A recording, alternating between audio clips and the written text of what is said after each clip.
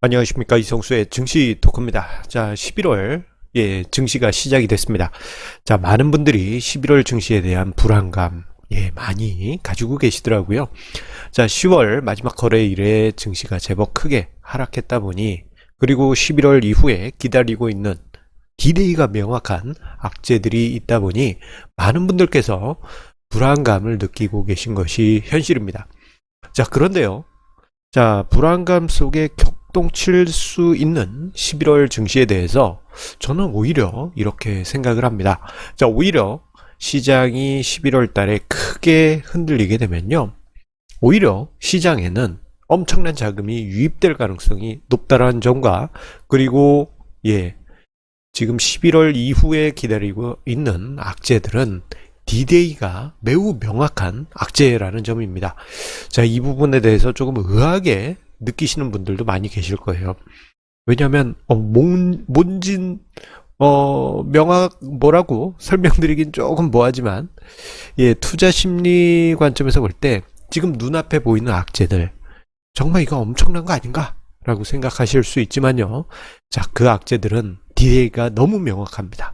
자, 이 이야기는 무엇이냐? 자, 지금 여러분들도 잘 아시겠습니다만, 지금 기다리고 있는 악재들은 매우 디데이가 명확한 악재들이죠. 자, 미국 대선, 이것에 대한 여러 가지 불확실성, 트럼프가 대선에 불복할지 모른다, 또는 뭐 대선 결과가 어떻게 나올지는 몰라도 미국 내부적으로 사회적인 혼란이 있을 것이다. 이러한 불안감이 증시에 일정 부분 반영되어 있는 것은 사실입니다. 그리고 또 한편으로는 대주주 양도세 이 부분이 또 증시의 불확실성을 키울 것이다. 이러한 불안감이 있고, 자, 그러다 보니 개인 투자자분들하고 이야기를 나누다 보면요. 자, 이거 또 큰일 나는 거 아니냐?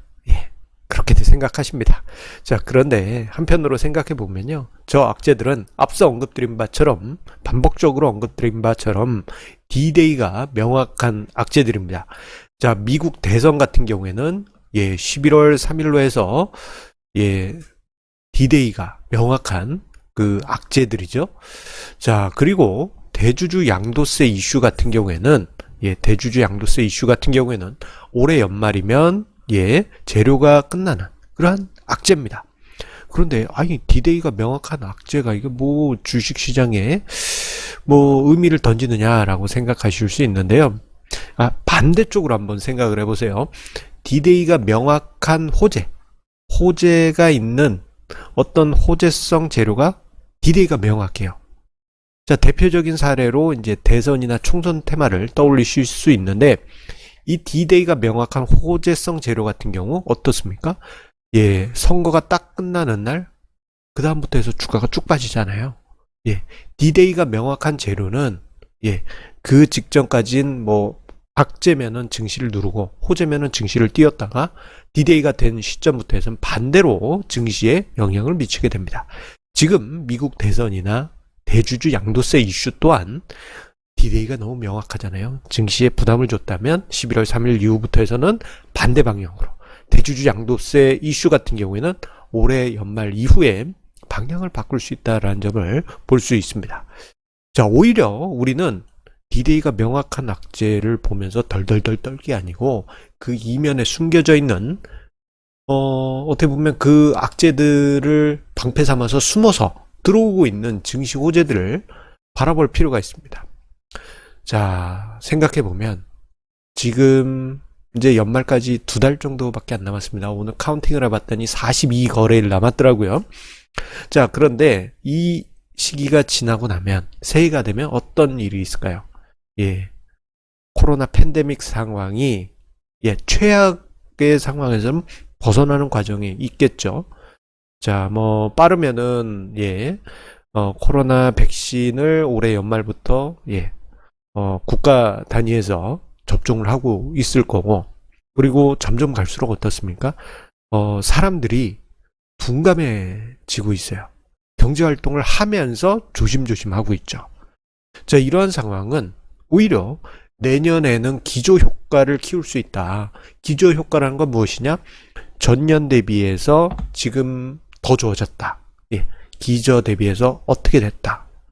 작년 대비해서 좋아졌다. 작년 대비해서 내년에, 그러니까 2020년 대비해서 2021년에 조금만 좋아져도요, 이거는 어마어마합니다. 경제 성장률이 몇십 프로 이상, 이제 연 환산 몇십 프로 이상 증가하는 그런 국가들 비일비재하게 쏟아질 것입니다. 자, 그리고 그 이후 2021년 이후에는 어떠냐? 그런 상황에서 경기에 대한 자신감이 붙고 사람들이 경제 활동을 하기 시작하면 주머니에 봤는데 돈이 있어. 주머니에 돈이 있어. 쓰겠죠. 예, 경제가 돌아가는 속도가 그냥 돌아가는 게 아니고 뺑뺑뺑 돌아갑니다. 그 현상이 벌써 진행 중에 있고요. 그 모습을 어디서 찾아볼 수 있느냐? 우리나라의 월별 수출 증감률에서 확인할 수 있습니다. 자, 우리나라 같은 경우에는 관세청에서 매 10일 단위로 자, 한국의 수출 동향 해가지고 1일에서 10일, 10일에서 20일, 20일에서 월말 해가지고 그 다음날에 바로 발표하잖아요. 이게 전 세계의 바로메터입니다. 예, 전 세계 투자자들, 경제학자들이 다 봐요. 매우 중요하고 이렇게 빨리 공표하는 나라가 없습니다. 자, 그런데 자, 우리나라의 수출 증감률이 자 4월 이후부터 해서 턴업 하는 과정이고, 그리고 10월 같은 경우 여기 마이너스 3.6으로 나와 있는데 이게 추석 연휴가 9월하고 이게 걸쳐 있다 보니까 그렇지 않습니까? 한꺼번에 생각해 보면 9월, 10월 플러스로 반전되어 있고, 특히 10월 같은 경우에는 1단위 수출 증가율이 거래일 금요일 기준이죠. 이게 5%가 높습니다. 전년 대비. 내년에는 어떻게 될 것 같아요? 예, 기저효과 감안하면은 더 높아질 수밖에 없는 것이죠. 자, 이건 엄청난 호재입니다. 즉, 그 이전에는 유동성 장세, 코로나 팬데믹 이후 전 세계적인 유동성의 힘에 힘입어 증시가 올랐다면 2021년에는 실적 장세로 들어갈 수 있는 겁니다. 전년 동기 대비해서 모든 기업들이 실적이 좋아질 수밖에 없어요.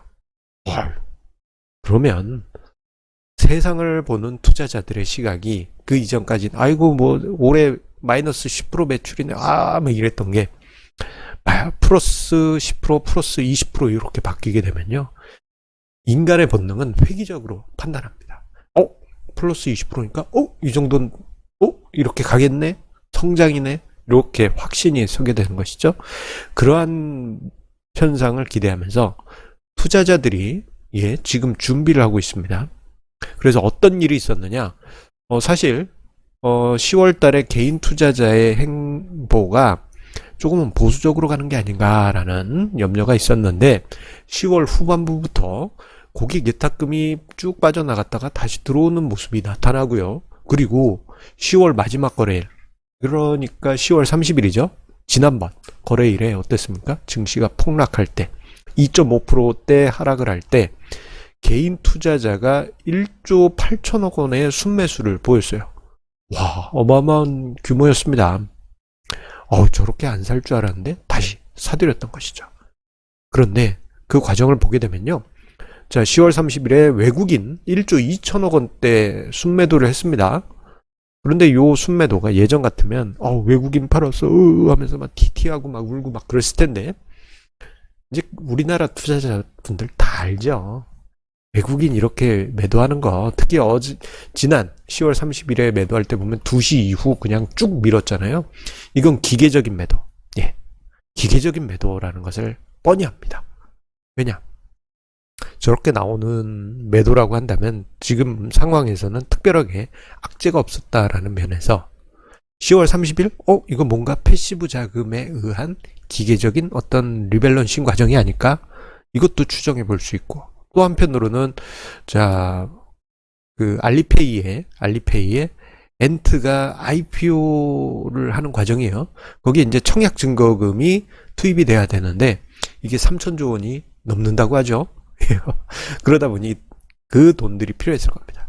그래서 외국인들이 우리나라뿐만 아니고 전 세계 증시를 매도할 때 개인 투자자, 한국 개인 투자자는 예전 같지 않게 과감하게 매수를 했습니다. 3월 달에 외국인 투매한 거 줍줍줍 했더니 어이구 이놈들 외국인 놈들 약 올리면서 물량을 흡수했지 않습니까? 자, 결국 이러한 개인 투자자의 스마트한 투자가 향후에 외국인이나 기관보다도 더 스마트한 성과를 만들 가능성이 높아져 있습니다. 그래서 저는 이런 생각이 이제는 들어요. 어떻게 본다면은 그 8월까지는 동학개미 운동이라고 해가지고 모든 개인들이 다 같이 뛰었던 하나의 방향을 보고 뛰었던 그 과정이었다면 향후 주식시장은 일단 개인 투자자가 기관 외국인보다도 더 주도권을 잡을 것으로는 보고 있습니다. 그런데 조금 전에 제가 이야기를 하다가 끊었는데 2021년 그 이후 장세가 정말 우리가 기대하는 강세장이라고 하더라도 개인 투자자 분들 내부적으로는 이제는 순위가 엇갈릴 것으로 보인다. 저는 그렇게 생각합니다. 뭐 주식 투자란 게 뭐 플러스 수익률만 내면 되죠. 뭐 순위 자체는 그렇게 큰 의미는 없을 수 있습니다. 하지만 적어도 강세장에서 저 뒤에 마이너스 손실을 만들지는 말아야 되지 않겠습니까? 그런데 향후 그런 모습들이 나타날 것 같아요. 10월 30일 시장에서 개인 투자자분들 중에 덜덜덜 떨고 막 패닉에 빠져가지고 막 그런 분들 많이 계셨어요. 그런데 한편으로는 냉정하게 시장을 보고 본인의 투자 전략에 맞춰서 착착착 운용을 하신 분들 같은 경우 2021년에 실적 장세와 더불어서 강세장이 온다면 선두그룹처럼 수익률을 그대로 본인의 수익률로 만들어갈 수 있겠죠. 하지만 과거 방식대로 투자하는 개인 투자자분들은 선두그룹은커녕 그냥 뒤에서 옹기종기 모여서 매일같이 아이고 오늘은 올랐어 하하 했다가 내일은 떨어졌어 하면서 울고 그러다 보면 고가에 사고 저가에 팔고 고가에 사고 저가에 팔고 이게 반복됩니다. 그래서 여러분들은 절대 저의 애청자님들이라면 절대 저 뒤에 처지시면 안 돼요. 선두그룹까지는 아니더라도 중위권 안에는 들어와 있어야지 수익을 그래도 기분 좋게 만들 수가 있습니다. 그러기 위해서는 과거 방식으로 절대 투자하지 마시고요. 자, 스마트하게 스마트한 게 거창한 게 아닙니다. 여러분들 투자 기준 명확하게 세우고 뭐 일희일비 하지 마시고 시장의 노이즈 그런 거 휘둘리지 마시고요. 더 중요한 거 적어도 빚내서 투자하지만 않으셔도 여러분들 수익률 자연스럽게 만들어 가실 수 있습니다. 그리고 자산 배분 전략 그리고 여러분들의 색깔에 맞는 분산 투자 지켜가신다면요. 향후 뭐 지금 디데이가 명확한 악재들 뒤로 하고 여러분들 수익률 만들어갈 수 있습니다. 이렇게 이야기하면 또 나는 두 종목 이상 못 봐요. 뭐 빚내서 투자하지 않으면 언제 부자 돼요. 뭐 자산 배분 전략 그거 머리 아파서 못 해요. 그렇게 이제 생각하지 마시고 그건 옛날 10년 전 투자자분들이나 그런 거고요. 여러분들 스마트하게 모르신다 그러면 공부하시면서 성공 투자의 길 걸어가시기 바라겠습니다. 자, 항상 우리 애청자님의 구독, 좋아요, 알람 설정 그리고 주변에 공유 부탁드리면서요. 이번 11월 흔들림은 있더라도 기준 세우시고 마음 편하게 투자해 가시기 바라겠습니다. 감사합니다.